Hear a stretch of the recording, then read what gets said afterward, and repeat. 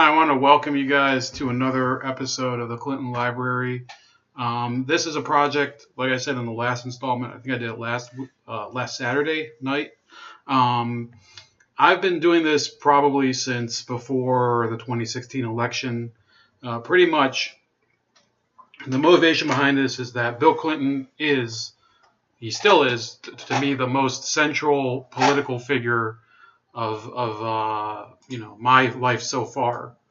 And I would say that, given all of the things that happened while he was president and the cultural significance of it, especially the Lewinsky affair, it kind of got me to thinking, why is it that, he was such a huge success in the 90s, and yet so many people hate Hillary Clinton, his wife?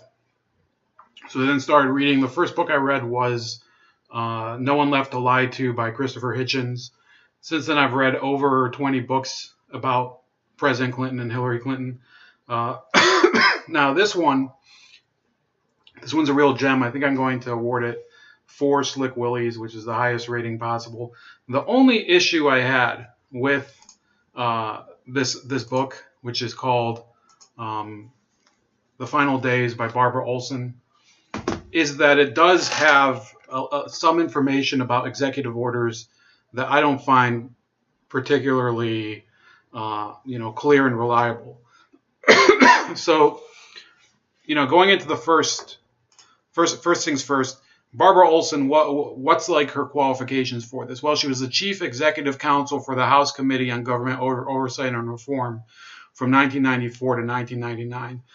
And for those of you that don't make the connection, that's the same committee that's investigating what's going on with the FBI and the investigations into Russiagate and Hillary Clinton and James Comey and all of that. They're responsible basically for keeping the federal branches of government accountable. Whether it's the Department of Justice, the Department of Education, NASA. They're the ones responsible for it. And it is a pretty huge brief. So she was one of the people investigating the executive branch during that period under Congressman Dan Burton and other members of Congress. And Dan Burton, most people know him. Clinton lovers like to call him the most persecutory person during the Clinton years. He was the person who, if you remember, fired at I think he shot a pistol at a watermelon in order to exhibit exactly why he doesn't believe the Vince Foster suicide story. So in 1999, she published Hell to Pay, which I did a review on that probably over a year ago. And that was pretty much that was also a very good early book about Hillary Clinton and her personality. It goes all the way back to her early years in Illinois. There are other books that are pretty good at it, but this was one of the first because it happened before Hillary Clinton became a politician herself. Of course, she was the first lady, and she was embroiled in the Lewinsky scandal. But this was one of the first books specifically dedicated to her. So Barbara Olson also appeared on Larry King on CNN a number of times. That was when CNN actually did news. And she died on American Airlines Flight 77 on September 11th, when that was a plane that went into that crashed into the Pentagon. And The Final Days was published after her death. So the first part of the book is actually a note from the publisher talking about her and the decision to continue to publish this. So I'll look at the chat. I think if anybody wants to, you can put your I see you guys are doing this whole Mormon thing again. Perseus Gold. Yeah, Perseus Gold was having some sort of discussion about Mormonism. It's okay. I mean, you can discuss whatever the hell you want on there as long as you don't get me arrested or something. As long as it's not something illegal or disgusting or sexually related that I think would be disgusting, I'm fine with it. So go ahead. Metadata Man, welcome. Jeffrey, welcome. We have John Sislowski. I see you've been pretty active in the past couple of days. Don't remember from where, but thanks for tuning in. So, to be clear, the President of the U.S. can pardon any person who is suspected or has been convicted of a crime. He's entitled to give them a full presidential pardon. Of course, there's also a commutation of a sentence. That's important to distinguish between the two. So some of the more famous ones were George Washington pardoning the rebels from the Whiskey Rebellion of 1794, James Madison pardoning the French pirate Jean Lafitte. That was in 1812. Now that one, the reason he pardoned him was because that was during the War of 1812 between the British and the United States, and Lafitte was, he was helping the United States because as a as a Frenchman himself, he had no love for the British. I think at the time, this was right after the Louisiana Purchase, and the U.S. was happy to get the help of anybody they could against the huge British Navy.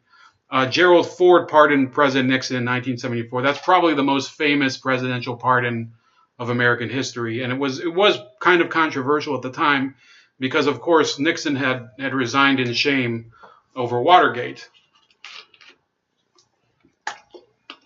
So essentially, this book goes through not just the pardon controversy, it goes through some of the last activities of the Clinton administration leading up to the inauguration of Bush afterwards. It was George Bush Jr., also not a great president. So chapter 2, it goes into, now this is page 16 through 21. Clinton commutes the sentence of 11 FALN members. FALN was the Fuerzas Armadas de Liberación Nacional. That's a Puerto Rican terrorist group that many of them were convicted of a number of conspiracy crimes related to some bombings and robberies at the time. It says here, in August of 1999, Bill Clinton exercised his presidential clemency power in favor of a group of Puerto Rican terrorists euphemistically referred to as separatists, in the same sense that Timothy McVeigh is a separatist. The action caught near... Now, that's her editorializing. That's not my opinion. I'd say in a certain sense, McVeigh was beyond a separatist. The action caught nearly everyone by surprise. There seemed little legitimate reason for his action, and the terrorists had not even formally petitioned to have their sentence commuted. So what many people don't know is that typically, in order to get a commutation, the prisoner will petition, the governor or the president. If it's on a federal level, it obviously has to be the president. So in this case, they didn't even do that. Most of the Puerto Rican recipients of the president's, see, those Hillary coughs are coming back. The president's unexpected grace were members of the FALN, the Fuerzas Armadas de Liberación Nacional, a Marxist group responsible for a reign of terror that included 130 bombing attacks in the United States from 1974 to 1983. Chicago, New York, and Washington were prime FALN targets, with attacks against the New York office of the FBI military recruiting centers and the Chicago campaign headquarters of Jimmy Carter. All told, the terrorism racked up 6 deaths and scores of wounded. So there were people who died as a result of these bombings. The victims included the husband of Diana Berger of Cherry Hill, New Jersey, 6 months pregnant with her first child when her husband fell victim to an FALN bomb.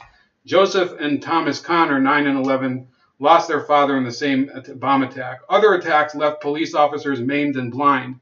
In one of the cases, U.S. Attorney Jeremy D. Margolis urged a maximum sentence because the motive was purely one of terror. The defendants threatened the lives of federal judge Thomas R. McMillan and other courtroom officials. So by pardoning these people, you're essentially sending a signal that threatening, officers of the court does get tolerance in the United States. So let's see here.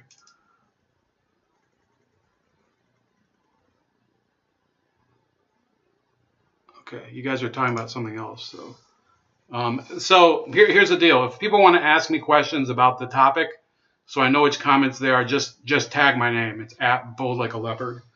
Otherwise, I have no clue what the hell you guys are talking about. Naturally, these killers had their supporters. A lawyer for the FALN compared them to anti-apartheid hero Nelson Mandela of South Africa. Jose Serrano, a Democrat New York congressman of Puerto Rican background, actually characterized them as political prisoners. Serrano was one of those who signed a December 9, 1994 open letter to President Clinton in the New York Times demanding the release of 15 Puerto Rican prisoners. But the facts were hard to conceal. Carlos Romero Barcelo, Puerto Rico's non-voting delegate in the U.S. House of Representatives and a former governor of the island, wrote to Clinton asking the president to keep the FALN members behind bars. These are people who acted in cold blood with the purpose of imposing their will. These are the worst crimes in a democracy. If they said they are sorry for what they've done, if they accepted their guilt, then maybe my thoughts would be different. But they refuse to say that. How can we responsibly set them free? What if they kill somebody else? What do we say? Too bad? So then we get to the reaction. But the combined and fierce opposition of law enforcement and national security officials carried no weight at all with the one person who mattered, Bill Clinton, President of the United States. In September of 1999, 14 of the 16 FALN members accepted Clinton's clemency offers. 11 of those were released from prison, two had fines wiped out, and one had his sentence reduced to 5 years. President Clinton had not bothered to consult with relatives of the victims of FALN terrorism. In fact, the survivors of those murdered and those whose lives had otherwise been destroyed by the terrorists were not even informed that their attackers were being released. Deputy Attorney General Eric Holder, who would be a key factor in the subsequent pardons, conceded that the nation owed much greater consideration to the victims. And Holder's boss, Janet Reno, explicitly acknowledged the groups aligned with the FALN still posed a threat to national security. As a matter of fact, I think late into the 2000s, there were still groups affiliated with them that carried out armed attacks in Puerto Rico. Indeed, the president himself could easily have been one of their targets. In 1950, Giselio Torresola and Oscar Collazo of the Puerto Rican Nationalist Party attempted to gun down President Harry Truman when he was living in the Blair House across Pennsylvania Avenue while the White House was being repaired. Torresola and a guard were killed in the attack. So that's one of the Secret Service people who's been killed in the line of service. I forgot his name. Torresola and a guard were killed in the attack. Collazo was sentenced to death, but Truman, not wanting to create a martyr, commuted the sentence to life. White House spokesman Jim Kennedy said that President Clinton made his decision to release the FALN terrorists after careful consideration of the facts. The White House, this is a funny one. The White House tried to claim that the late John Cardinal O'Connor backed clemency for the FALN terrorists, an assertion subsequently denied by the Archbishop of New York. So he claimed that the Catholic Diocese of New York, or the Archdiocese, had asked for it. And then the successor said, well, that to be honest, we don't have any record of that happening. One fact that Clinton had surely considered was the by then emerging senatorial campaign of his wife. The lively New York Post quipped that it knew the president had granted the pardon to help his wife because he said he hadn't.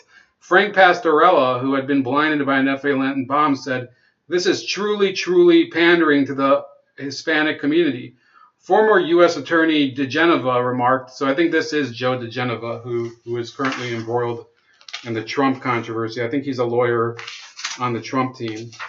Let me see here. Yep. So he said, let me just say categorically the Puerto Rican terrorists were pardoned because they were a political benefit to the president's wife. Make no mistake about it. There is no justification for those pardons. Hillary's first response to her husband's extraordinary actions was to plead complete innocence. She proclaimed that to an incredulous public that she was not sufficiently familiar with the FALN to offer an opinion on whether clemency should have been granted, and claimed no advanced knowledge of the president's intentions. But she indicated that, in retrospect, she supported that what her president had done. Hillary quickly learned how far instincts had drifted from mainstream American opinions. So that's with regards to that part, and then there's much more. Larry Gerke says, "What the fuck are you talking about?" Okay, I don't know. Welcome, Larry. I'm glad that you came. So another thing that happened. So Susan Rosenberg. So this is her. If you want to see the full photo, that's her picture, and she was a member of the Weather Underground. Those of you that know who they were a radical communist group in the U.S. So he commuted her sentence on January 21st, his last day of office, 2001. She was a member of the Weather Underground, the May 19th Communist Organization. That's their name. The Black Liberation Army, and more. She participated in 3 bombings. Okay, she was a member of the Weather Underground, one of the most. So this is page 21. One of the most violent of the left-wing militias that disrupted the nation from the 1960s through the 1980s. The Weather Underground was a part of an interlocking directorate that included the May 19th Communist Organization, the Black Liberation Army, the Red Guerrilla Resistance, and others, together known as the Family. One of their objectives was to establish the Republic of New Africa in the American South, a vision that was part of the Communist Party policy that did not view blacks or Jews as genuine Americans. Rosenberg was born on Manhattan's Upper West Side. Emanuel Rosenberg, her dentist father, was sufficiently wealthy to send her to the Walden School and Barnard College. After college, she worked in a drug counseling program run by the Black Panthers and the Young Lords, a Puerto Rican revolutionary gang. Note the coincidence not only with young Hillary's work for the Black Panthers and similar groups, but her education at exclusive enclaves like Wellesley and Yale. Rosenberg received further political education as a member of a youth brigade in Cuba that did most of her serious political work stateside, where the family launched a string of robberies and bombings in Bonnie and Clyde style. So that would be the Venceremos Brigade. That was a group of American-Cuban sympathizers that went to Havana and eventually became operatives, most of them of the Cuban government. Let's see here. In October so it says, "I robbed banks with black people," said Rosenberg, alias Elizabeth and Barbara Groden. Let's see where that comes from. I think it's from her testimony, in fact. So that's chapter 2.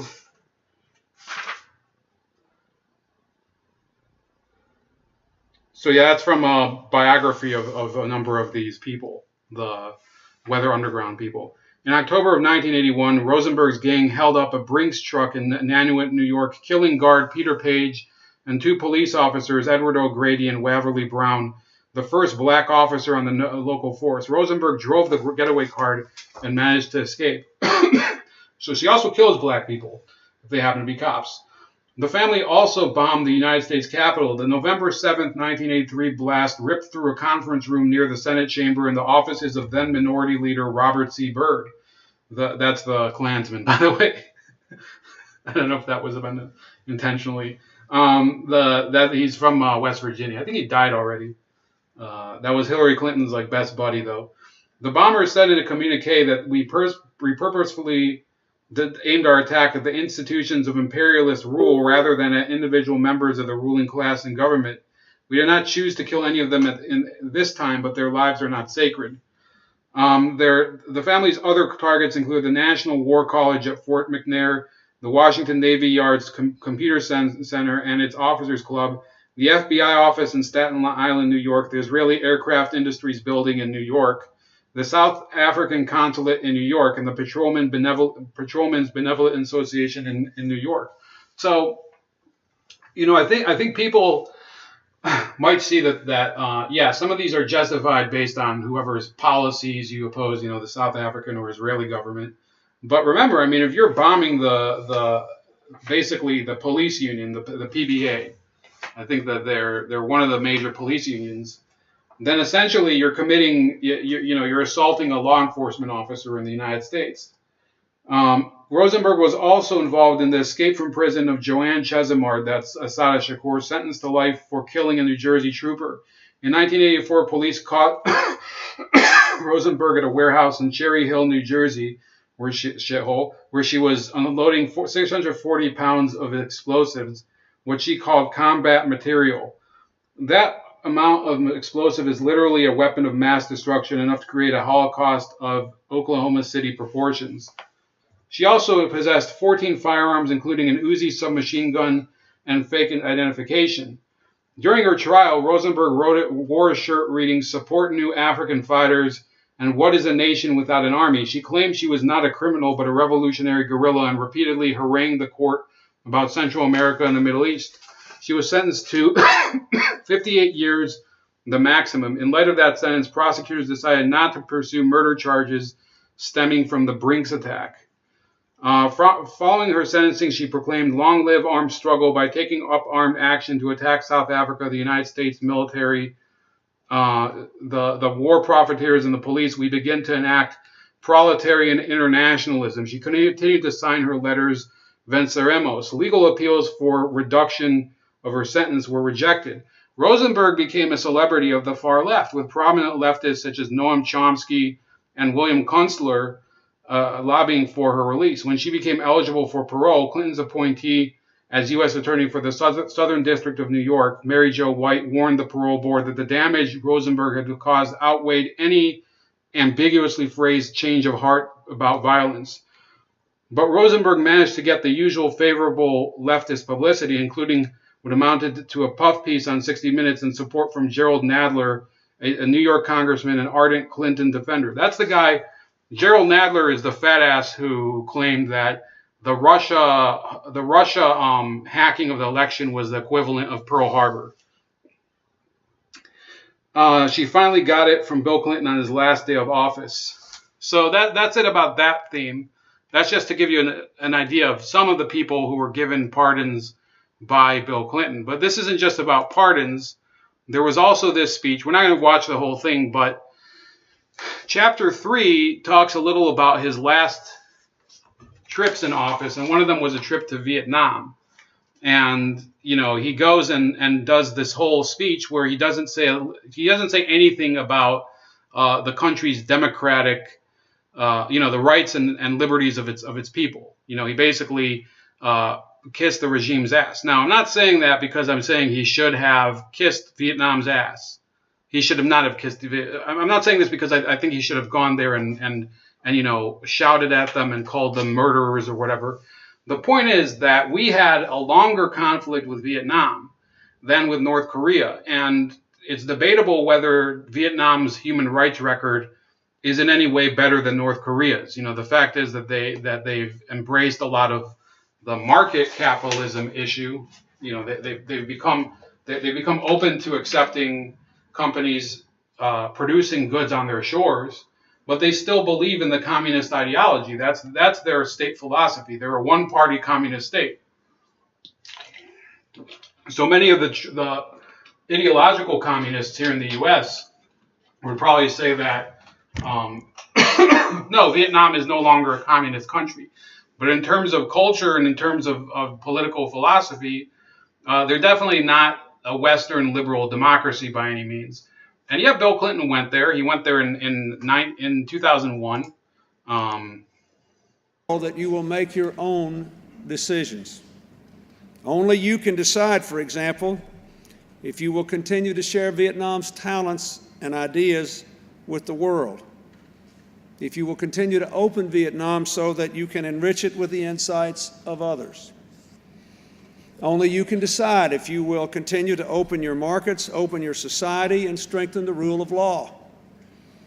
Only you can decide how to weave individual liberties and human rights into the rich and strong fabric of Vietnamese national identity. So he makes the same point.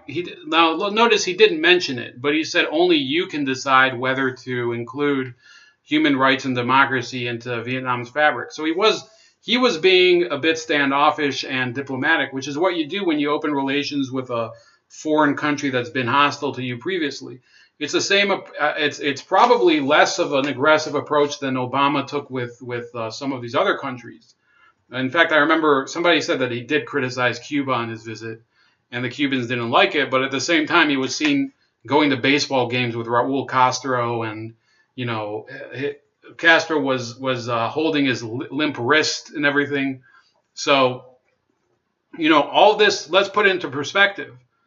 Now Donald Trump is trying to actually negotiate something more important, because, to be honest with you, there's no actual gain we get from having relations with Vietnam on a diplomatic basis. We don't have to have an embargo with them. We can still do business with them. But it's not as if we get any tactical advantage from having relations with them, except for the fact that, they're not exactly friendly with China anymore. As far as Cuba, also, same idea. Well, what do we gain out of a relationship with Cuba? Nothing. Absolutely nothing. There's no tangible benefit. The only people who benefit are the segment of Cuban American population that wants to travel back and forth to Cuba, and also U.S. tourists who want to travel to Cuba. With North Korea, we have to avert a nuclear crisis, possibly a war that could affect, China, Japan, not South Korea, obviously. They could even potentially reach the U.S. And this is, a real critical issue. So in the case of Clinton and Obama, what did they get from engaging with Vietnam and Cuba? I'd like to know. See if there's any questions.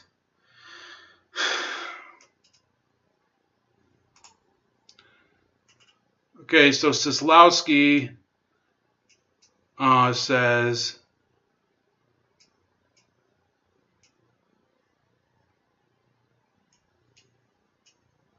I don't even see anything here. Who is Ben? Oh. Hi, Ben. Capitalism creates a class system whereby wealth is concentrated in the hands of a few powerful capitalists. In 2017, the 1% grabbed 82% of the wealth. How is that justifiable? Well, the reason it's justifiable is that they were smarter than Ben. The global working class must unite to overthrow the capitalist order. To create a more just society as we face ecological doom, a revolution is needed more than ever. When resources dwindle, by the way, nobody blocked Ben. I don't think we even have any moderators here, but I don't give a shit. How are we going to tolerate the excesses of the 1% while the rest of us are left to suffer? You're the only idiot suffering, asshole. While the rest of us are left to suffer in the wake of destructive climate change myth, borders won't matter. So this guy's derailing me. Nothing he's saying is anything I give a shit about. And, I've basically answered his questions.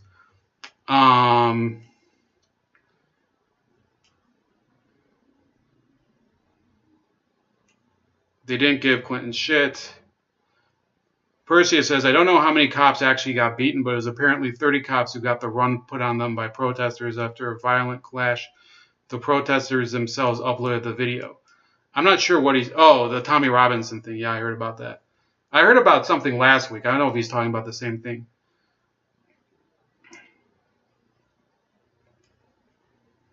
So let's keep going. I think Ben ran out of energy because, obviously he's probably, I think it's very likely that Ben, like some other people, might be a 400-pound land whale who's constantly complaining about capitalism when it's allowed him basically to set himself on a course to diabetes at the age of 45. Anyway, chapter 4 deals with the Clinton for Senate campaign. We're gonna kind of breeze through this because this has been gone over before, and we'll probably go over it again in a couple of the other books that I have lined up for a different time. So the Clinton for Senate campaign was basically suggested in 1999 by Senator Bob Torricelli of New York. And it was amplified by Deputy Chief of Staff Harold Ickes and authorized biographer Gail Sheehy. So this is all in Chapter 4. On page 37, the allegation emerges that Hillary Clinton once called campaign aide Paul Frey a fucking Jew bastard. That's quotation from the book. It's not what Ramon says. In fact, some have called me a fucking Jew bastard. State Trooper, so, I can certainly identify with some of the people here. State Trooper Larry Patterson corroborates their use of the term. So this is, again, one of the people that has spoken out, a law enforcement officer of the state of Arkansas. People always talk about, why don't we trust the FBI? We have to trust our national security and law enforcement.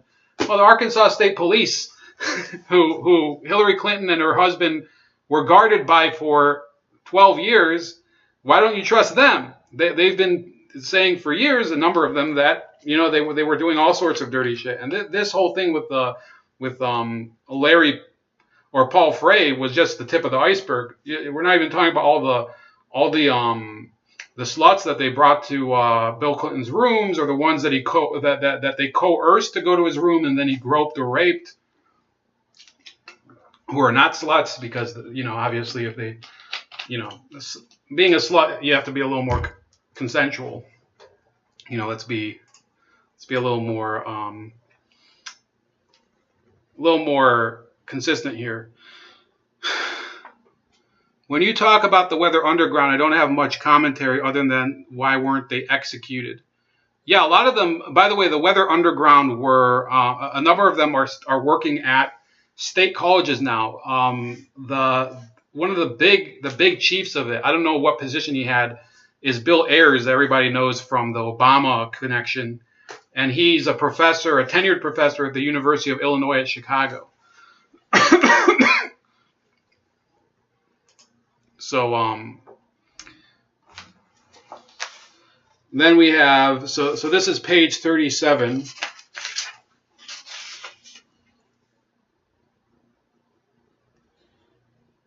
In order to establish at least a facade of New York connection, Hillary bought a house in Chappaqua and donned a New York Yankees cap, proclaiming herself a lifelong Yankees fan. The Yankees cap was a bit laughable, since Hillary did not seem to know the difference between Yogi Berra and Yogi Bear, Mickey Mantle and Mickey Mouse, or Joe Torre and Mel Torme. I don't even know who Mel Torme is. Is he an announcer or something? And Giuliani, after her first opponent was a real Yankee fan with a whole office full of Yankee memorabilia. Yeah, I remember that. Giuliani was like obscenely a fan of the Yankees. But such obvious canards do not fluster Hillary. You either believed what she was saying, or you were part of a conspiracy. The Chappaqua House was also a stretch. Prior to deciding to run for the Senate, Hillary had no connection with that neighborhood, and only the most credulous supporters ever believed she would ultimately make a home there. But she needed a New York address and a place on which to pay taxes, at least after the election, if not before. The Senate campaign had its rough moments. During the campaign, a book emerged, State of a Union, Inside the Complex Marriage of Bill and Hillary Clinton, by Jerry Oppenheimer, with explosive charge that after her husband was defeated in an early congressional race in Arkansas, Hillary had called campaign worker Paul Frey a fucking Jew bastard. The book also cited I think, and it happened to be that the guy wasn't Jewish. So the book also cited State Trooper Larry Patterson, who claimed that the Clintons in anger would call each other Jew bastard and Jew motherfucker. Frey paid a passing backhanded tribute to Bill Clinton, saying, "There's not a son of a bitch alive in this country that can raise money like he can.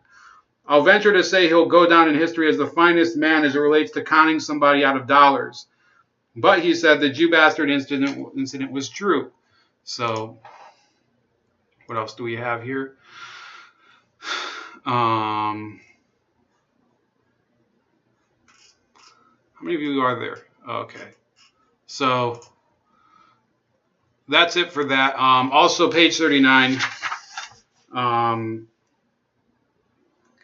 They begin to talk about how Hillary Clinton started to auction off the rights to publish her biography. And, there's some people who say here, on December 15th, Simon & Schuster, which had published It Takes a Village, prevailed upon her to accept an advance of $8 million for her book about her White House years. The amount of the advance was truly breathtaking. The Pope had done slightly better, and that's John Paul II, who the Pope that people actually liked. He earned $8.5 million, a record for a nonfiction book. The Pope, of course, was a little older and had a few more accomplishments. But then the Pope has never been before a grand jury. In any event, Hillary's $8 million was by far the largest such advance offered to any government official. Mrs. Clinton did not run the book advance by the Senate Ethics Panel before accepting it. The Clintons do not ask permission. The fuck? I just got this message on the screen.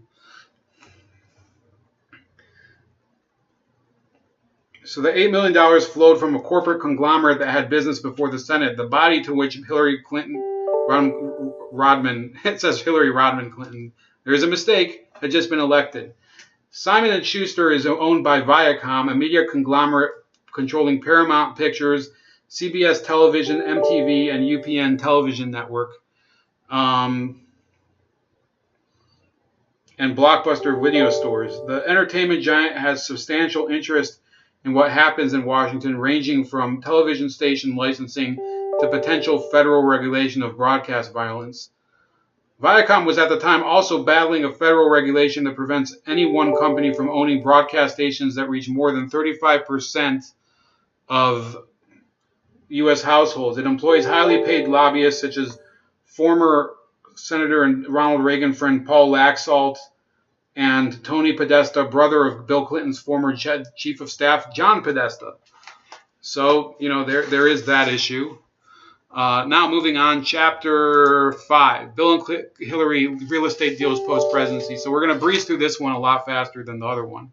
So Bill Clinton ended up renting a space in Harlem on Park Avenue for over $500,000 in 2000. And for those of you that don't know, I'm pretty sure that it also said that the government had to fork over that money. They later renegotiated to $399,931 in 2010. Maybe the property values went down, or maybe they they got some sort of sweet deal through the Clinton Foundation. I have to check on that one.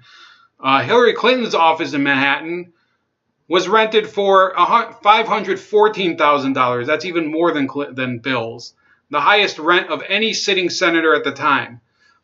I think that it said the closest one to her was Dianne Feinstein of New York, of California. Sorry. Originally, Bill Clinton wanted to rent an entire floor at the Carnegie Towers. That's over here. Okay, it overlooks Central Park. For $811,000 in Manhattan.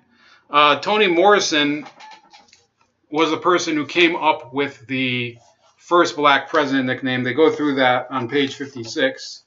Let's see if any of that is interesting. Novelist and Nobel laureate Toni Morrison came up with the first black president concept because, in her view, Clinton displayed almost every trope of blackness. These included being raised in a single-parent household, poverty, playing the saxophone, and liking junk food, especially from McDonald's. There was more, some not so flattering to the group Clinton was being anointed to represent. The president was being persecuted, Morrison continued, for his unpoliced sexuality, and he was metaphorically seized and body searched. All this dysfunction, victimhood, irresponsibility, sexuality gave Bill Clinton genuine blackness, she proposed. I'd like people to remember, why do I find this so ridiculous? Well, the fact is that while he was campaigning in 1992, Clinton also oversaw the execution in Arkansas of a mentally incapacitated person, Ricky Ray Rector. He was executed. And the guy was basically almost incompetent to stand trial. In the Village Voice, Tom Carson quipped that perhaps that's got Monica hot, the whole Mandingo thing, but ultimately was no laughing matter. Toni Morrison's regurgitation of some of the worst stereotypes of blacks had to rankle individuals who had worked hard throughout their lives to rise above the concept of their race, that their race was their identity and that their identity had to be seen through, and only through that prism, people such as Condoleezza Rice, Colin Powell, Clarence Thomas, Walter Williams, and Thomas Sowell. Conservative blacks perhaps considered it beneath a response, while liberal blacks who knew better held their fire because Clinton had been such a dependable political ally. But when the black Clinton emerged to barnstorm Harlem, It was too much for Jabari Asim, the liberal editor of the Washington Post Book World and author of Not Guilty, 12 Black Men on Life, Law, and Justice. It is time to put this putrid idea to rest, bury it deep in the compost pile where it belongs. Let me make this perfectly clear. Clinton is not black. He does not talk black. Whatever on earth that means. He does not walk black either. I'm sure I'm not the only black man in America who finds such woefully distorted logic insulting and distasteful. Surely others can't help but see the painful irony of Clinton being celebrated as a hero in a legendary community where giants once walked the streets.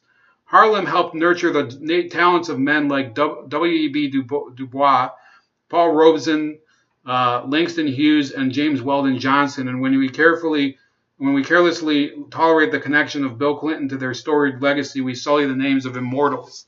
So that's a pretty big indictment of that. Now, page 64 to 68. I don't think we're going to get through the whole thing today, but because there's about, I'd say, 8 more slides. But I don't think we're going to get through this whole list, and we're not going to get through the whole presentation. But the whole presentation is available in the link in the description.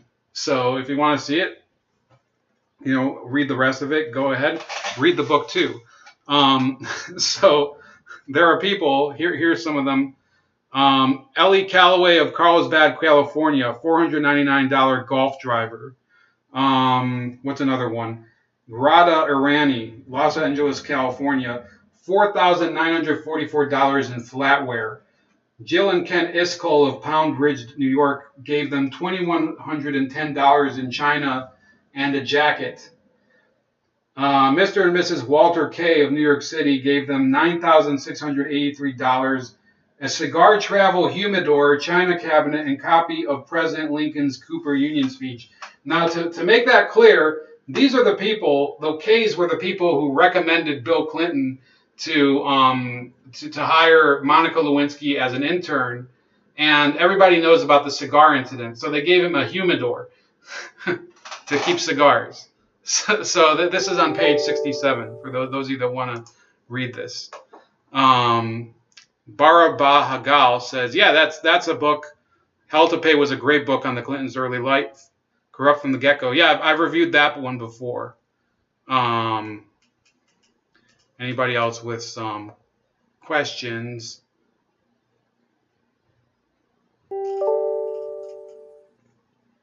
Yeah, no more questions. No more questions, Your Honor. Another one. David Martinus of Little Rock, Arkansas, $1,000 needlepoint rug. Steve Mittman of New York, $19,900 for 2 sofas, an easy chair, and an ottoman. Katsuhiro Miura of Japan, a $500 golf driver. So these are gifts given to somebody who's claimed to be a populist his entire life. These are things. I want to know. Does any of you have a $500 check? $500, a check signed by President Harry Truman in 1934. No word yet on whether Hillary has cashed the check. Then you have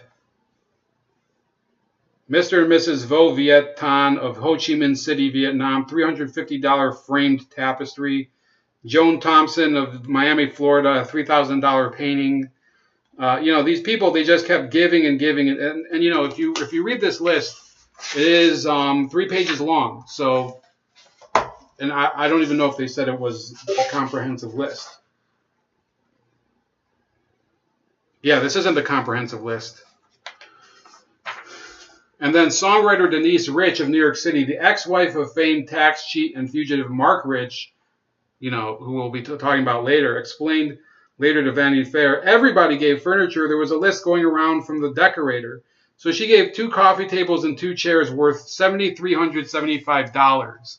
Does anybody in the chat have pieces of furniture worth that much? Pablo Escobar donated $250,000 worth of coke. I think he was dead by that. He was probably dead like 10 years earlier, man. But, you could believe it. So whatever happened to Ben, Mr. Workers of the World Unite? Let's see here.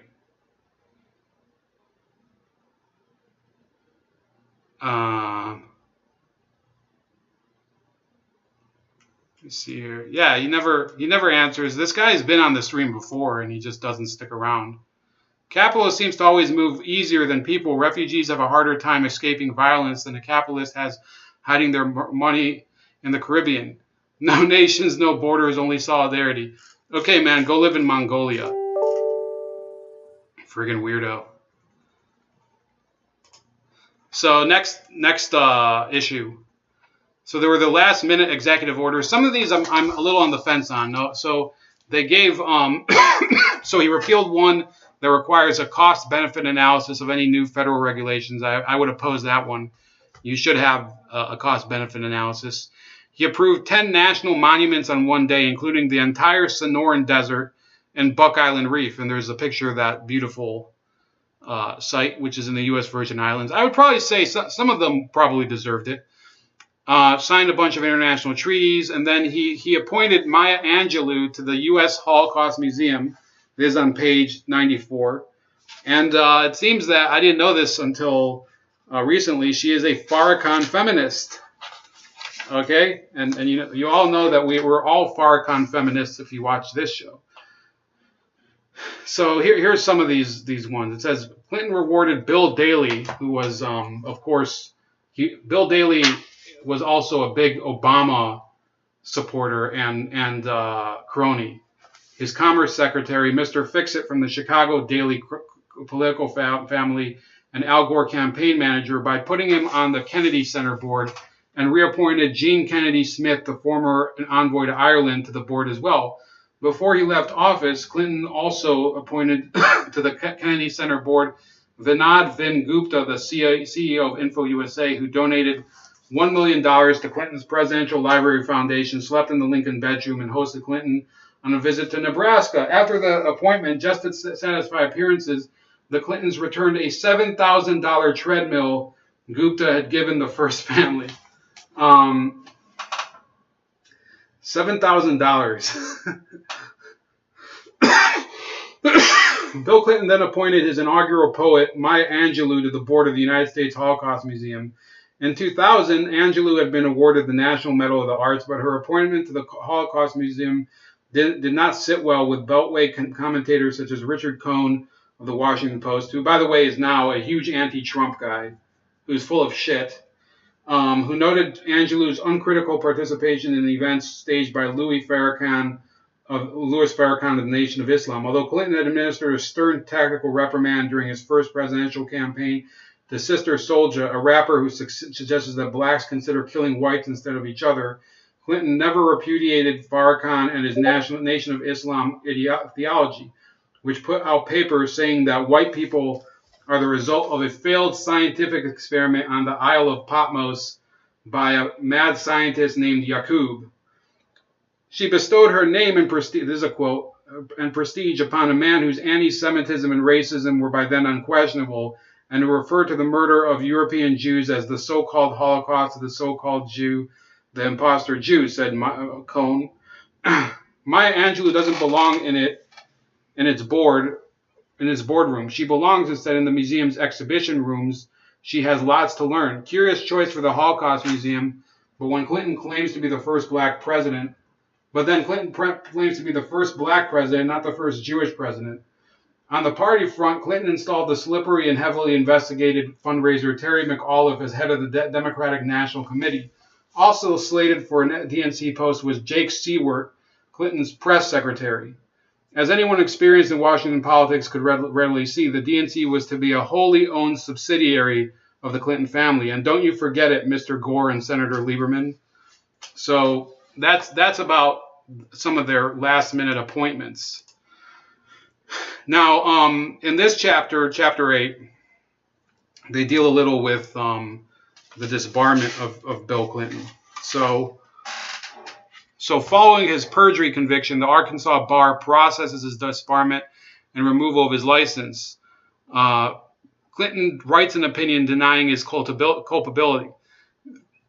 This was in spite of the fact that federal judge Susan Weber Wright held him in contempt of court for his lies and obstruction of justice. So on page 103, now let's read his statement. It says, Today I signed a consent order in the lawsuit brought by the Arkansas Committee on Professional Conduct. which brings to an end that proceeding. I have accepted a 5-year suspension of my law license, agreed to pay a $25,000 fine to cover counsel fees, and acknowledged a violation of one of the Arkansas model rules of professional conduct because of testimony in my Paula Jones case deposition. The disbarment suit will now be dismissed. I have taken every step I can to end this matter. I have already settled the Paula Jones case, even after it was dismissed as being completely without legal and factual merit. I've also paid court and counsel fees in restitution and been held in civil contempt for my deposition testimony regarding Miss Lewinsky, which Judge Wright agreed had no bearing on Miss Jones's case, even though I disagreed with the findings in the judge's order. I will not seek any legal fees incurred as a result of the Lewinsky investigation, to which I might otherwise become entitled under the Independent Counsel Act. I have had occasion frequently to reflect on the Jones case. In this consent order, I acknowledge having knowingly violated Judge Wright's discovery orders in my deposition in that case. I tried to walk a fine line between acting lawfully and testifying falsely, but I now recognize that I did not fully accomplish this goal and that certain of my responses to questions about Miss Lewinsky were false. I have apologized for my conduct, and I have done my best to atone for it with my family, my administration, and the American people. I have paid a high price for it, which I accept because it caused so much pain to so many people. I hope my actions today will help bring closure and finality to these matters. According to insiders, Bill Clinton had been involved in shaping every clause, every word, and every comma. His lawyer, David Kendall, tried to put the best spin on it, saying that the president had not actually admitted that he had lied. On the Sunday Meet the Press program 2 days later, Clinton's all-purpose apologist James Carville had the indescribable temerity to say, never ever was there any allegation about the president's testimony before the grand jury, never ever anything about obstruction of justice. Think about this. He didn't just lie in his testimony. He suborned perjury from Lewinsky herself. He had her sign an affidavit claiming that she did not have a relationship with him. So that's that. Page 109, funny tidbit. Mike McCurry says here, Clinton went to the Smithsonian Institution and saw a Peruvian mummy, and he said, "Oh, it's a good-looking mummy." So his press secretary was asked about that. He said, she does look good compared to the mummy he's been sleeping with." You know, Hillary Clinton. So that was his press secretary. Then the Clintons take the furniture and all sorts of shit from the White House. Yeah, that's also dealt with here. What's going on here? So no questions about this?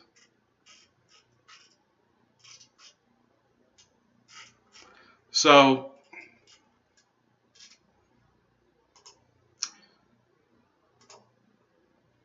then there's all these other people that he pardoned. So in Chapter 9, on page 113, it says, before the 2000 presidential election, Clinton ran out of people to pardon from the recommended list from the Justice Department. So he demanded from the Justice Department names of more people that he previously declined. So these were people that he had refused to pardon them before, and now he was like, I got to pardon more people. Got to get more pardon. So, but he denied pardons for Jonathan Pollard and Leonard Peltier. And I think this is mentioned. This is on page 116 and 117. I'm not going to read it because it'll take too much time, and I want to give my own spin on it.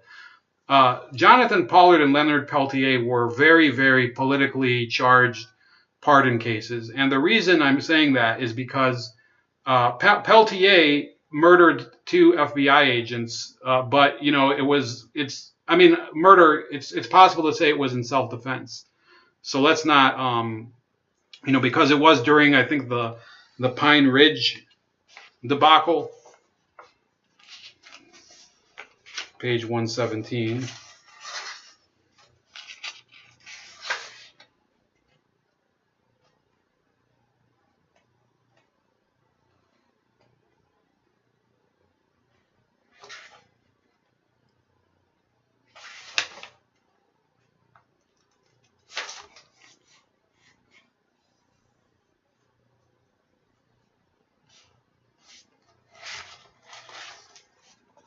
Let me see here. Leonard Peltier. Yeah, it is on page 117. What the fuck? How come I can't see it? Yeah, it was a Pine Ridge Reservation in 1975. So he killed 2 FBI agents, and the political left has generally considered him a really big cause celeb.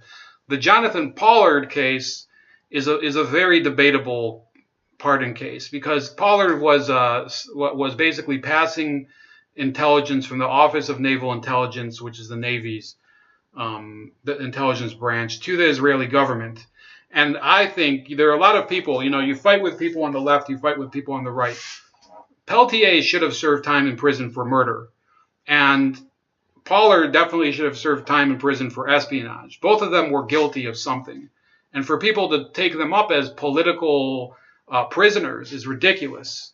A lot of these right-wing people who consider themselves, political Zionists, they say, well, Israel is the ally of the United States. Why would you convict people of that or whatever? And there also have been people who have spied for the U.S. against Israel, including a certain person. I forgot his name. His name was like Yuval Ami or something. But in any case, these people who say that, they don't believe in the rule of law. And they don't believe that people have equal protection before the law. But what happened with Pollard's case was that he was sentenced after he reached a plea deal that would avoid life imprisonment, and the judge threw the book at him anyway, and he received life imprisonment. So some people would argue that a commutation would have been in order. Instead of a life sentence, you give him a 25-year sentence or something. That I think you could make a case for that. You could make a case for that. And in fact, I think he was paroled after 30 years in prison. The case of Peltier, you could also make the case that you could commute it to time served after, I think, 25 years or so, and Clinton could have done that. So in either case, these aren't people that necessarily you could justify a full pardon for. After all, I think in both cases, these were crimes that, you don't just say, oh, justified homicide and, justified espionage. I don't believe in that. I do believe if you violate a law knowingly, you should serve some time in prison. See here. What's the point here? How does this relate directly to what's up now? No, Larry, look, and I see your point at the bottom. So we know Wild Bill was a scumsucker, but what's the point here? How does this relate directly to what's up now? Well, if you had watched at the beginning, which I understand you came later, which is fine, this is a project that I do. I am a fan of Bill Clinton books, and I don't give a shit whether it's relevant to now. Plus, there is the pardon issue with Alice Johnson. You remember only 2 weeks ago, people were saying, oh, whoa, what the fuck with all these pardons or whatever. Well, this puts stuff into perspective. We're talking about perspective. I was in the Navy when they screwed Pollard, and I wish they hung the bastard by his balls. I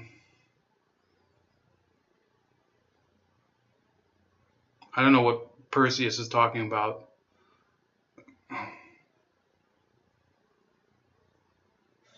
Yeah, you guys are in some sort of bizarre argument here.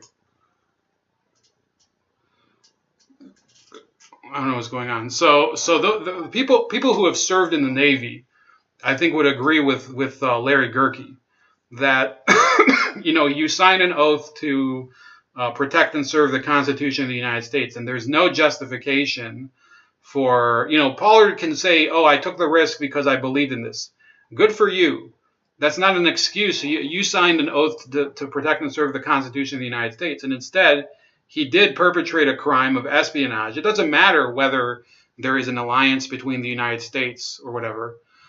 Did I tell you I have a parchment on my diploma wall signed by Wild Bill, Arkansas Traveler? Are you from Arkansas, Larry? Because I thought you were from California. Where's...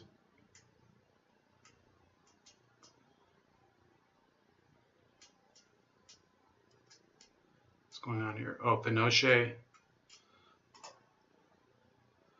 All right, so thanks for the question, Larry Gerke. Your questions are always welcome. So some of the people that were pardoned, here's a short list. There's going to be more later. Susan McDougal, for those of you who don't know, her husband was the big Whitewater guy, and she refused to testify at all. And she was convicted for contempt of court and also for a number of crimes related to Whitewater that she was guilty of.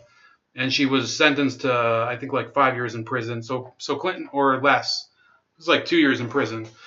So her sentence was pardoned. She was pardoned for her crimes. Representative Dan Rostenkowski, who was a corrupt Illinois politician. Archie Schaefer III, who was an accomplice of Mike Espy. He was the person who, from Tyson Foods in Arkansas, that bribed Clinton's agricultural secretary, Mike Espy. So he was pardoned. Then there's Joseph R. Hendrick. What was that guy? I think he was some sort of sex offender or something. Let's not speak too soon, though. Hendrick. Joseph R. Hendrick. This was a weird one. I named it because there's a huge list of people. Yeah, page 118.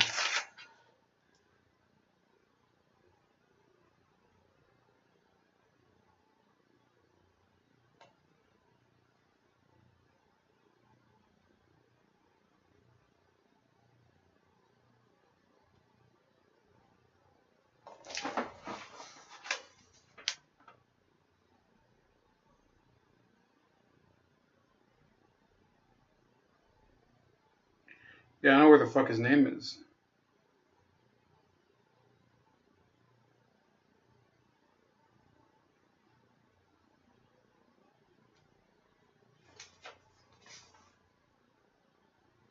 Okay, I got it. Clinton also pardoned Joseph R. Hendrick, a North Carolina automobile dealer who was convicted of mail fraud involving a scheme in which he gave millions of dollars in cash, jewels, and expensive cars in exchange for favors from executives in the America Honda Motors Company, so a white-collar criminal. There may have been legitimate reasons for the Hendrick pardon, but there were questionable aspects as well. Hendrick is a friend and former business associate of Hugh L. McCall, chairman of the Bank of America. 2 weeks before the December 23rd pardon, the Bank of America's charitable foundation pledged $500,000 to the Clinton Library. Bank officials denied any connection between the pledge and the pardon, but it smelled peculiar, especially since Hendrick, like Rostenkowski, had not met the 5-year after completion of sentence provision in Justice Department regulations. So I mean, there's a clear pattern here already of pardons for cash. Then, Chapter 10 is the most important one, the Mark Rich pardon. And this one should be, this is an embarrassment in terms of the people who participated in this affair. That would be his wife. That would be certain Jewish and Israeli organizations and politicians. He became a citizen. So this is a guy, he was convicted. He was indicted in 1983 for illegal transactions, including violating federal sanctions on Cuba, Libya, and Iran by trading with them. Then he became a citizen of Israel, Bolivia, and Switzerland. He was originally a Belgian citizen. He used his wealth and Jewish heritage and donations to elicit a letter recommending clemency from Abe Foxman of the ADL, the organization I always criticize, and Israeli Prime Minister Ehud Barak. The AJC refused to participate. That's something I noted. The Mark Rich pardon. What do we got here? So.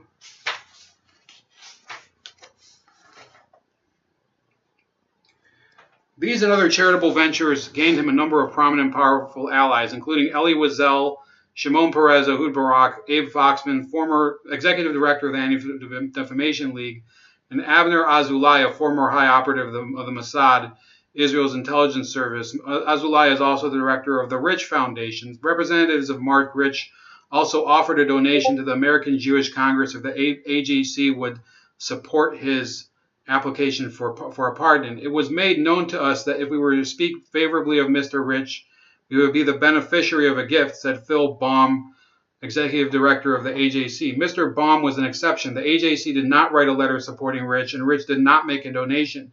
but Mark Rich's foundation pledged $100,000 to the Anti-Defamation League, and Foxman did write a letter supporting Rich. So those of you thinking, that I only pull out the dirty laundry for organizations that are diametrically opposed to my philosophy. The ADL, I would say, when I was a kid, was an organization that I thought was a reliable defender of the safety of Jewish Americans. In the time that I've started reading more about it, it's become clear that it's more like one of these alphabet soup organizations, such as GLAAD, or as the NAACP, or the Urban League, Jesse Jackson's organization, Rainbow Push. It's a joke, and this is further proof of it, because there are people. By the way, there are criminals sitting in our criminal justice system that are not Jewish, or Jewish, that may be deserving of a pardon. There might be. A lot of them did not have enough money to hire a good lawyer to defend them. Whether I'm talking about the general prison population. This person, Mark Rich, was a fugitive from justice. He never even served a day in prison, and instead, he hired the right people. He greased the right palms, and he got himself a pardon, and never, ever, ever, never served a day in prison for it. And his wife was like really active. It says here, it goes through. This is long, but his wife went from person to person and started, basically spreading cash around. She gave $100,000 to the Democratic National Committee. That's page 138. $109,000 to Hillary Clinton's senatorial campaign. So this is Denise Rich. And paid a full $40,000 for entertainers to perform at Hillary's birthday party on October 25th, 2000. So that's the week before the election. She even gave a $25,000 donation to the Gore Lieberman recount committee. So, and then Prime Minister Barack, who at the time was in power, he brought up a pardon to Bill Clinton on December 11th, 2000. So these were people in multiple countries basically working for the benefit of a fugitive for justice, a white-collar criminal. And we don't have to pretend that was clean. Father of the nuclear navy.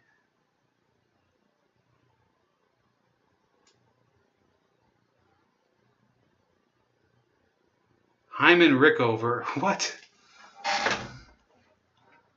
Arkansas. Couldn't think of their own damn name. Oh. Arkansas I was a plank owner on USS Arkansas, CGN 41, commissioned while fat ass was governor. Nice. Nice. You should send me a picture of that. Send it to me via email. You can blur your face out if you want. I want to see that. I'm a sucker for like Clinton history and whatever. So send me a picture of whatever the hell it is that you said you had, because that sounds pretty cool. I'll check it out. Just found a couple of discount book websites. I'm on a buying spree.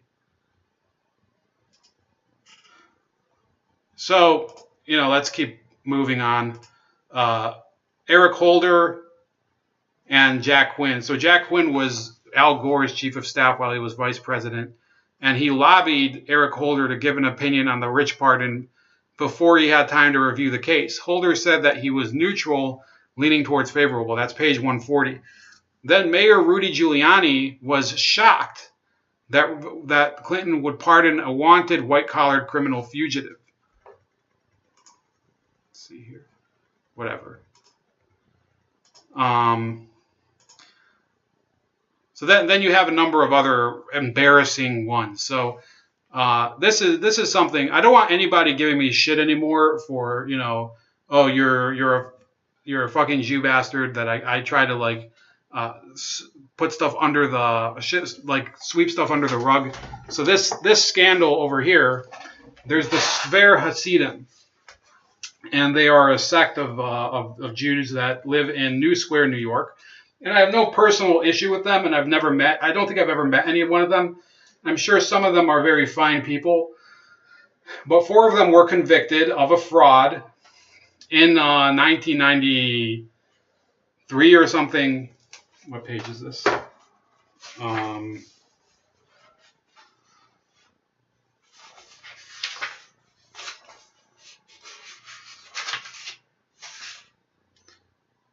so, yeah, 1999, they were convicted of creating a fake institution called, as a yeshiva. A yeshiva is the name for a higher institution of learning, a religious institution in Judaism. And they created a fake one, and they took Pell Grants for 1,500 people who were fraudulent students.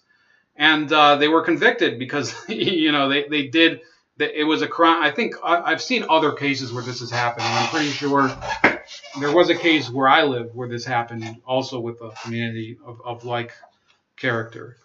And this is one of the reasons I never donate to charities that I don't personally meet the people who are involved in, or I don't at least see an example of their work.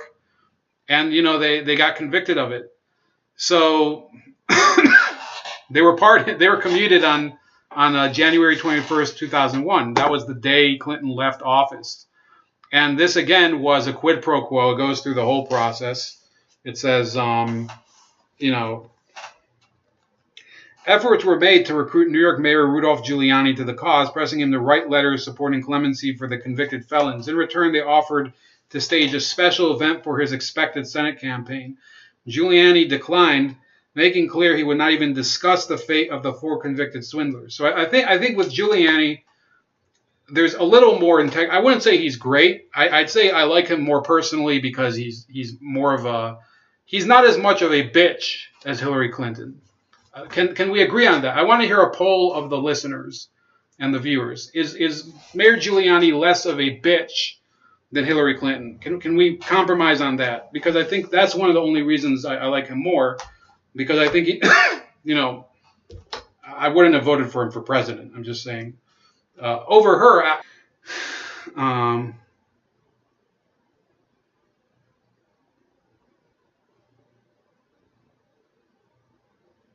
Robert Smalls. So in any case, enter Hillary Clinton. In August 2000, Hillary visited New Square, showing once again her talent for setting the right sartorial mood. She was wearing a long skirt and a modest head covering for her private meeting with Rabbi David Twersky, really showing the feminism that's the issue here, okay? I think it's okay for women to, I personally, if it was my, auntie who went to visit a rabbi like that, and there is a such thing as modest dress for women in Judaism, I would say it is a good idea to dress a certain way. Typically it would be, if you're married, you cover your hair and then you wear, a modest outfit. It's not the same as wearing a burqa. But you can't call yourself a feminist if you do it, because otherwise you're full of crap. Because part of feminism is that you don't let male patriarchy decide how you dress. And in this case, this is absolutely mandated by a patriarchy of scholars. Okay, so there should be no debate about that. I'm on the fence. Larry Gerke says less. So you're saying that he is less of a bitch than Hillary Clinton? I think we agree then. So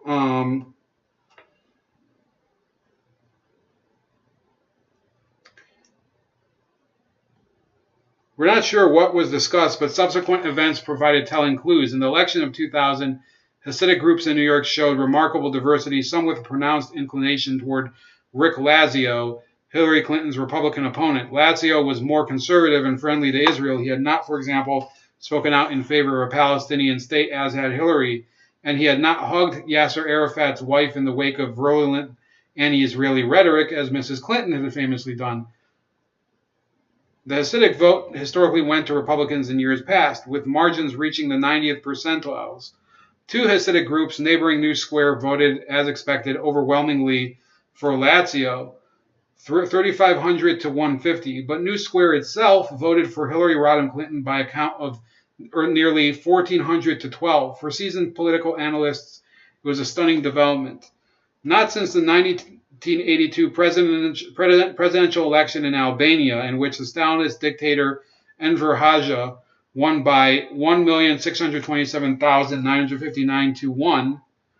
The one is still at large. Have so many people agreed so wholeheartedly on the virtues of one candidate, wrote Charles Krauthammer of the Washington Post. Mr. Krauthammer did not know it at the time, he wrote, but the one apparently migrated to Palm Beach, Florida, where he's still having trouble with ballots. I think that might just be a joke. For those with suspicious minds, Act 1 was the August meeting between Hillary and Rabbi Twersky. As Act 2 was the 99% victory by Hillary on Election Day. Act 3 was a December 22nd meeting at the White House map room with Bill and Hillary Clinton in attendance.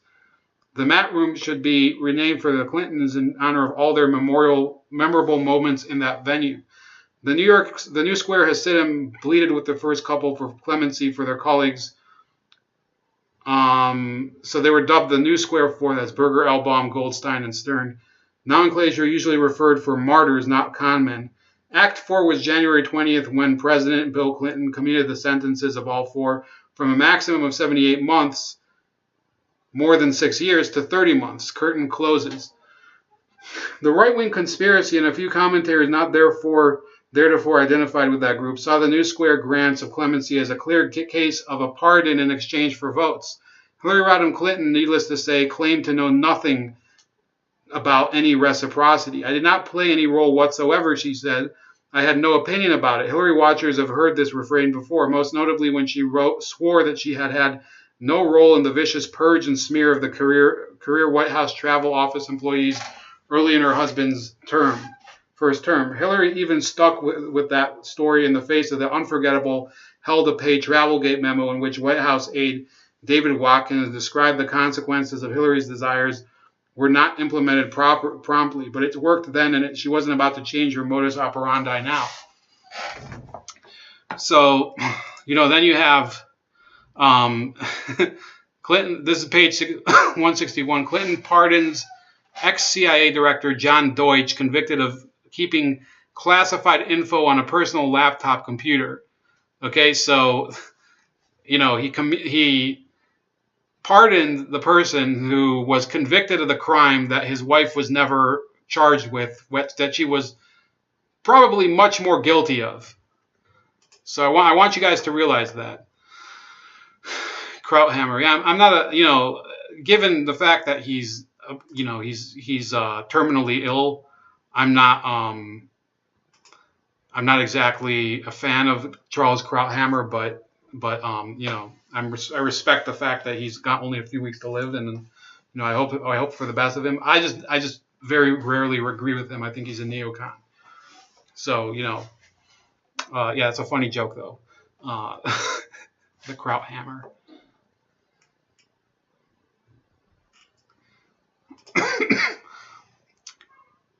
So he also pardoned Ronald H. Blackley, convicted of accepting $22,000 from agribusiness friends while he was the chief of staff for Mike Espy, who we mentioned before. He was the Secretary of Agriculture under Clinton. He also pardoned Richard W. Riley Jr., son of his education secretary, Richard Sr., for a marijuana offense. So, and then he also pardons Mike Espy and Housing Secretary Henry Cisneros. So put that in perspective. So Espy accepted bribes from Tyson Foods, which was an Arkansas chicken conglomerate that is well known for donating to the Clintons for years and years and years, and all sorts of dirty dealings with them. With Riley, again, I'm a pro marijuana legalization person. I think there's no reason for people to be. I don't think people should smoke marijuana for health reasons, but you shouldn't go overboard at least. But I'm for decriminalizing it. But this was clearly a favor to a friend. It had nothing to do with consistency, because after all, many people were convicted of drug crimes under the Clintons, and they never got any sort of clemency or anything. Cisneros had paid hush money to his former mistress, Linda Medler, of $250,000 between 1998 and 1992, and he lied about the sum and nature of the payments to the FBI. So he's convicted of lying to the FBI. So another guy Another guy got a harsher sentence than the Clintons. And, in his case, he still got a pardon. And he ended up being basically, I think he ended up being some sort of bigwig at some corporation. It might have been, it wasn't IBM. It was some tech firm. Let's look it up.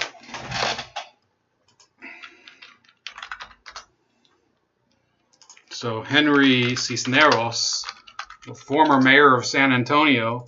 So he was the former secretary of HUD.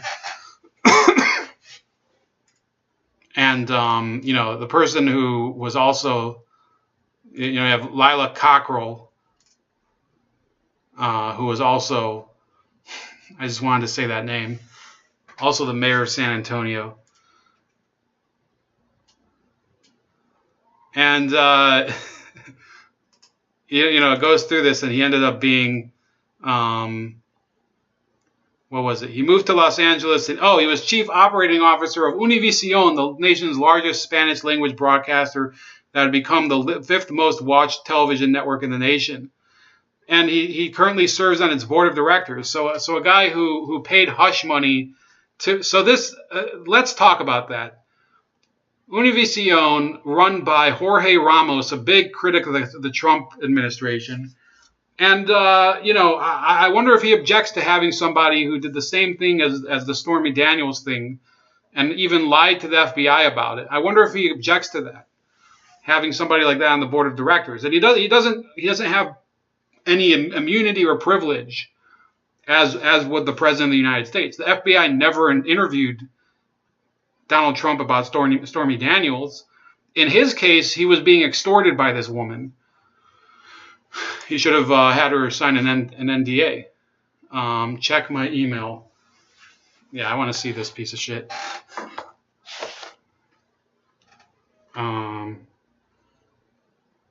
Let's see this.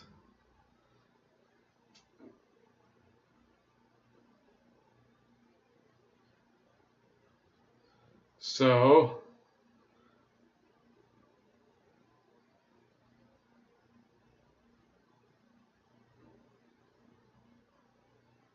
okay, here we go. This is from Larry Gerke. Wow, this is nice. This is nice. This is some good shit. Yeah. He has a certificate. I don't know if I should show this on the show, but it's from the ship with Bill Clinton's signature on it. From, let me see here. It doesn't say, I can't see the whole date, but yeah, that's pretty cool. Yeah. Yeah, but fuck Bill Clinton. So, thank you. Then, there's the reaction to it. Senator Hillary Clinton. So here's some of the statements. Are you guys up for a little more of this? Because there's a few more things to read. So page 175, she starts to react to this and says,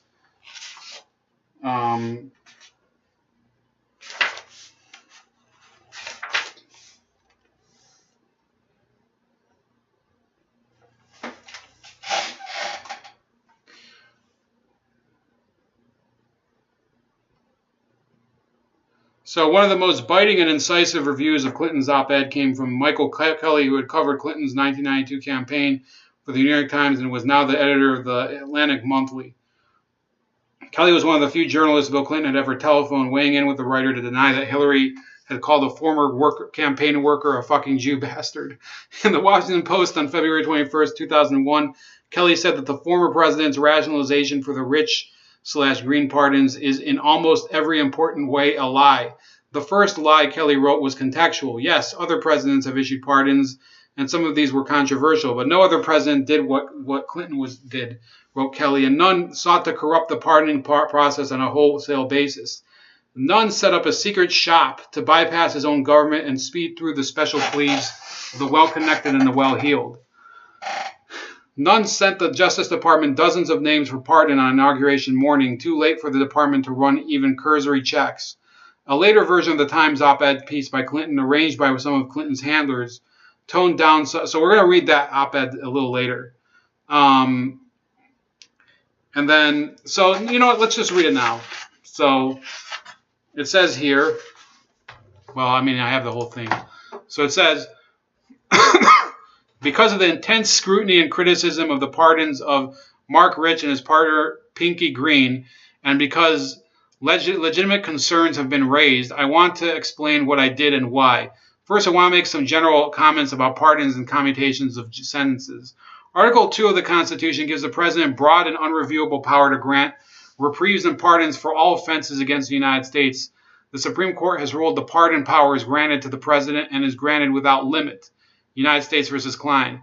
Justice Oliver Wendell Holmes declared that a pardon is the determination of the ultimate authority of the public welfare will be better served by the pardon. I don't know how the fuck he came up with Mark Rich being better served free. Justice Oliver Wendell Holmes declared that a pardon is the determination of the ultimate authority. Okay, a president may conclude a pardon or commutation is warranted for several reasons. The desire to restore full citizenship rights, including voting to people who have served their sentences and lived within the law since, a belief that a sentence was excessive or unjust, personal circumstances that warrant compassion, or other unique circumstances. So other unique circumstances is a big cop-out, because it means I don't have to tell you the reason why I pardoned Mark Rich.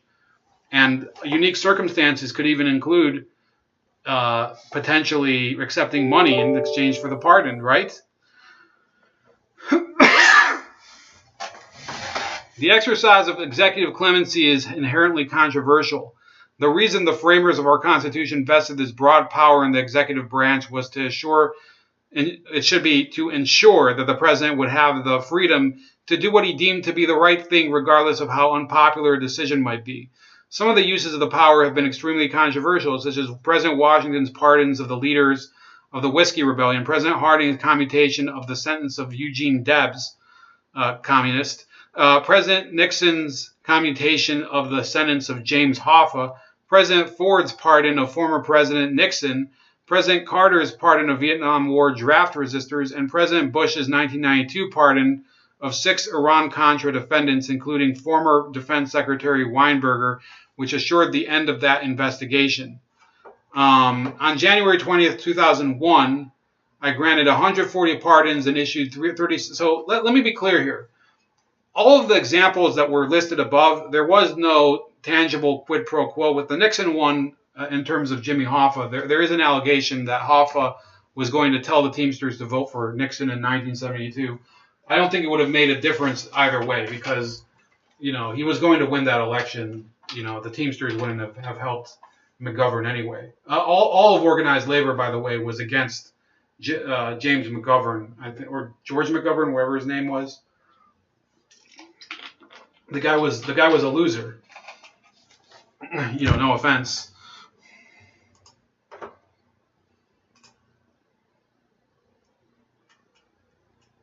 So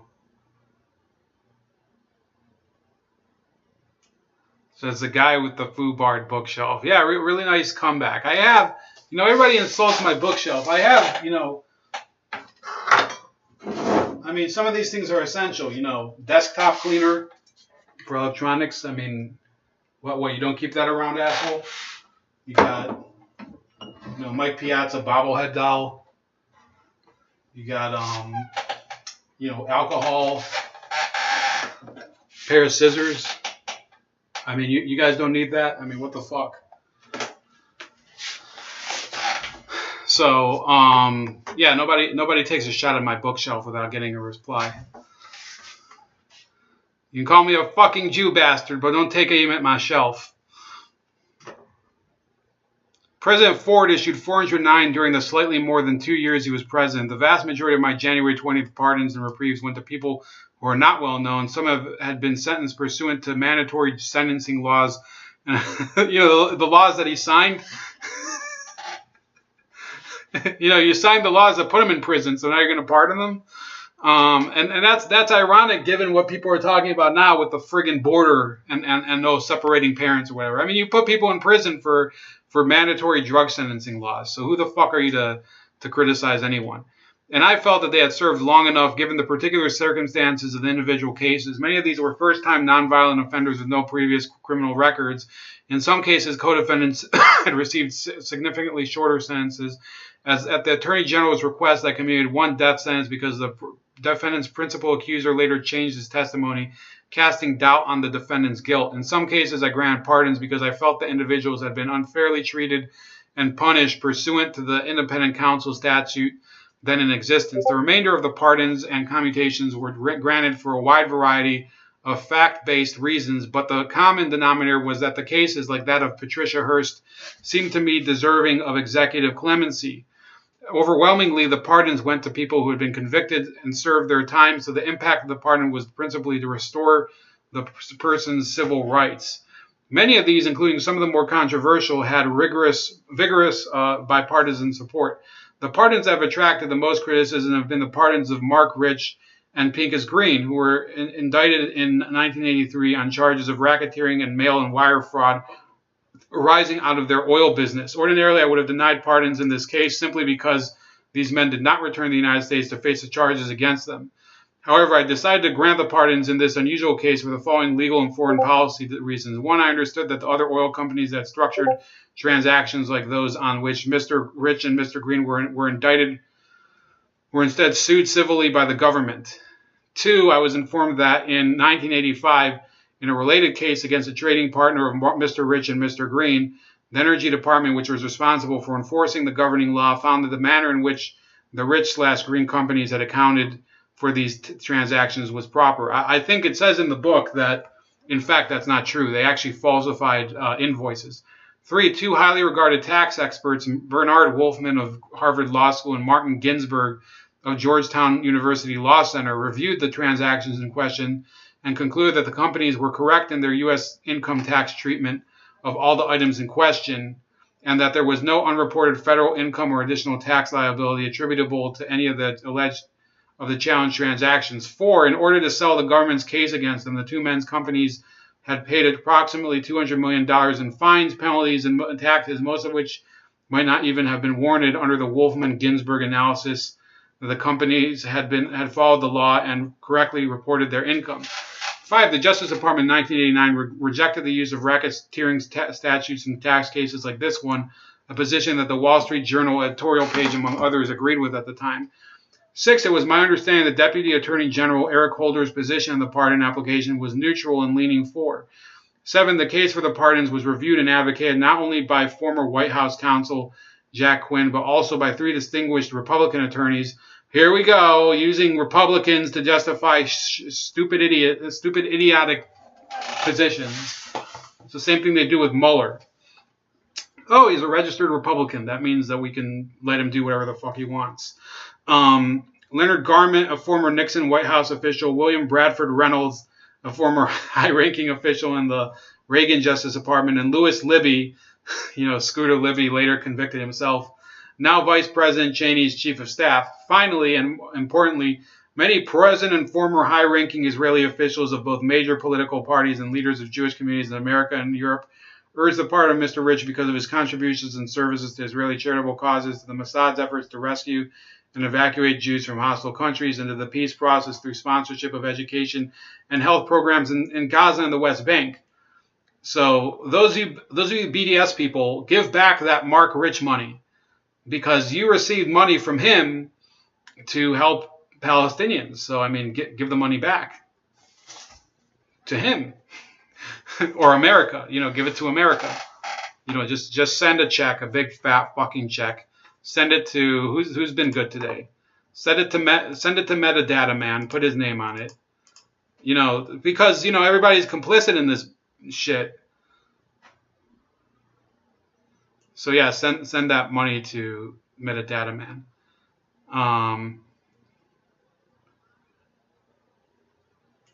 Your shelf is a Jew bastard. No, you don't attack my shelf, asshole. I can't believe you guys are still here. There's no questions here. So while I was troubled by the criminalization of the charges against Mr. Rich and Mr. Green, I also wanted to assure the government's ability to pursue any Energy Department civil attacks or other charges that might be available and warranted. It should say insure again, so he uses assure instead of insure. I knew the men's companies that settled their disputes with the government, but I did not know what personal liability the individuals might still have for Energy Department or other violations. Therefore, I require them to waive any and all defenses, including their statute of limitations defense, to any civil charge the government might bring against them. Before I granted the pardons, I received from their lawyer a letter confirming that they waive any and all defense which could be raised to the lawful imposition of civil fines or penalties in connection with the actions and transactions alleged in the indictment against them pending in the Southern District of New York. I believe, so he just goes on and on and on. And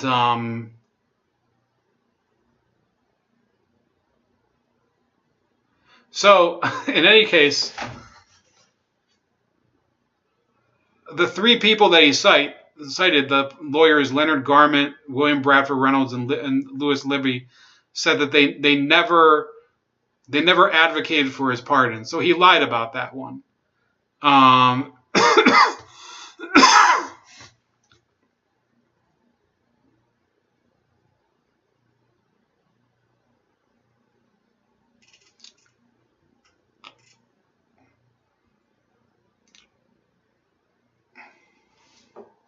The suggestion that I granted the pardons because Mr. Rich's former wife, Denise, made political contributions and contributed to the Clinton Library Foundation is utterly false, and I did not have sex with that woman. There was absolutely no quid pro quo.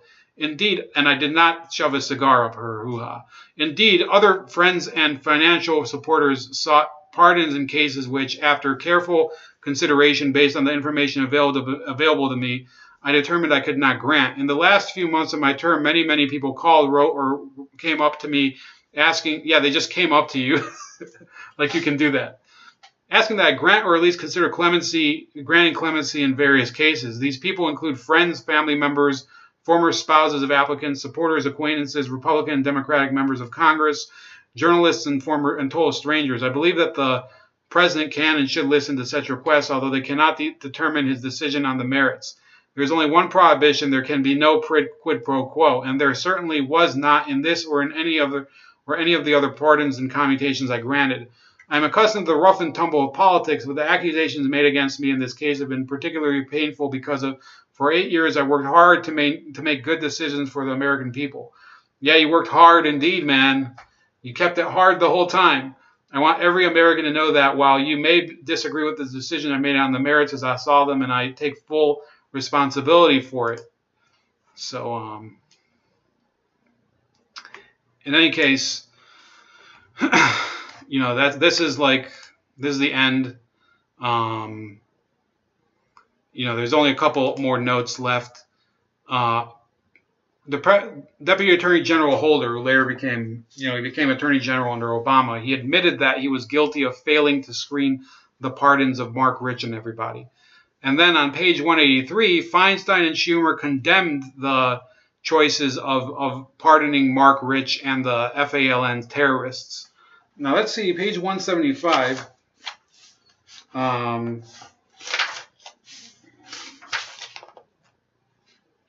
So there were all these pardons in which her brothers, Hillary Clinton's brothers, were involved in everything.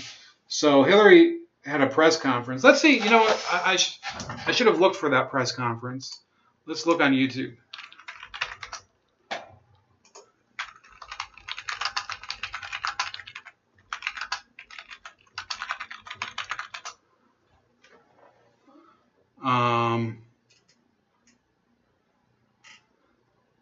No, I don't see it.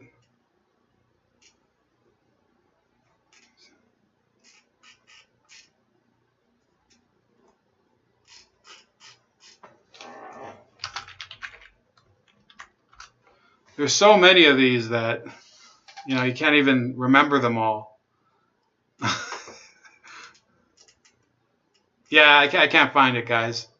So I think that'll be it. And thanks, everybody, for joining me. This was long. And you guys did throw in some pretty shitty attacks on my bookshelf. Whoops. So, those of you that attack in my bookshelf, back off. A man has dignity, and so does his bookshelf. And have a great day. So please subscribe. please like this video, comment, and share.